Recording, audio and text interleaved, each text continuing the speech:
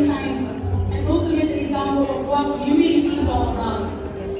So I hope we will find it in our hearts to be more loving, to be more forgiving, to be more humble, and to be more generous, not only to our family, but to the community as a whole. Because as teachers, I firmly believe that we should have the moral high ground. Not so much that because we're perfect, but because that we have passion and that we are in this profession as a matter of advocacy, that we want to change the lives of everybody, that we want to make the lives of our fellow men better. Because I believe education is a game changer. It is the best equalizer. It doesn't recognize whether you're rich or poor.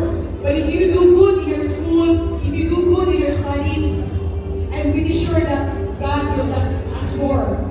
So PCI is a classic example. We have been we take care of our employees the same way we take care of our students. So God knows the desires of our heart. So it is my personal prayer that we will continue the things that we are doing now, that we will become the best at what we do. In the same way, we will never forget that we owe everything, that in everything that we do, we will bring glory